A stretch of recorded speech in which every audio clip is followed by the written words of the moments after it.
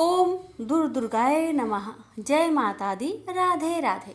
प्यारे भक्तों, आज हम दुर्गा सप्तशती पाठ के छठे अध्याय की शुरुआत करेंगे। माता रानी हमारी आपकी सभी की मनोकामना को पूर्ण करे। जय माता दी। छठे अध्याय में सुनेंगे धूम्रलोचन वध की कथा। महर्षि मेधा ने कहा, देवी की बात सुनकर दूत क्रोध में भरा हुआ वहां से असुरेंद्र के पास पहुंचा और सारा वृत्तांत उसे कह सुनाया। दूत की बात सुन असुरेंद्र के क्रोध का पारावार न रहा और उसने अपनी सेनापति धूम्रलोचन से कहा, धूम्रलोचन, तुम अपनी सेना सहित शीघ्र वहां जाओ और उस दुष्टा को केसों से पकड़कर घसीटते हुए यहाँ ले आओ।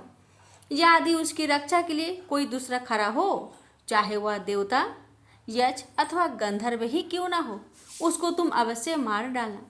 महर्षि मेधा ने कहा। शुंभ के इस प्रकार आज्ञा देने पर धूम्रलोचन 60,000 राक्षसों की सेना को साथ लेकर वहां पहुंचा और देवी को देख ललकार कर कहने लगा, अरे तू शुभ और निशुभ के पास चल। यदि तू प्रसन्नता पूर्वक मेरे साथ न चलेगी तो मैं तुझे केसों से घसीटता हुआ ले चलूंगा। देवी कहने लगी, असुरेंद्र का भेजा हुआ तेरे जैसा बलवान यदि बलपूर्वक मुझे ले जावेगा तो ऐसी दशा में मैं तुम्हारा क्या कर सकती हूँ। महर्षि मेधा ने कहा।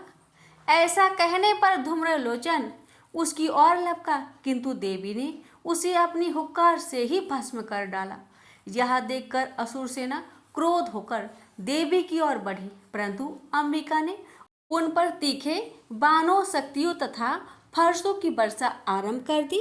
इतने में देवी का वाहन भी अपनी ग्रीवा के बालों को झटकता हुआ और बड़ा भारी शब्द करता हुआ असुर सेना में कूद पड़ा।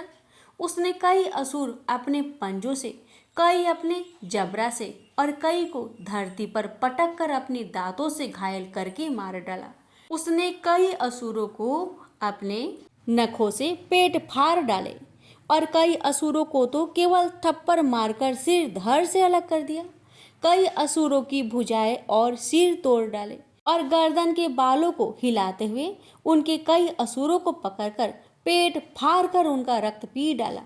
इस प्रकार देवी के उस महावाहन सिंह ने क्षण भर में असुर सेना को समाप्त कर दिया। शुंभ ने यह सुना कि देवी ने धूम्रलोचन असुर को मार डाला है और उसके सिंह ने सारी सेना का संहार कर दिया, तब उसका बड़ा क्रोध आया। उसके मारे क्रोध के होठ फड़कने लगे और उसने चंड और मुंड नामक महाअसुरों को आज्ञा दी, हे चंड, हे मुंड, तुम अपने साथ एक बड़ी सेना लेकर वहां जाओ और उस देवी के बाल पकड़कर और बांधकर तुरंत यहाँ ले आओ।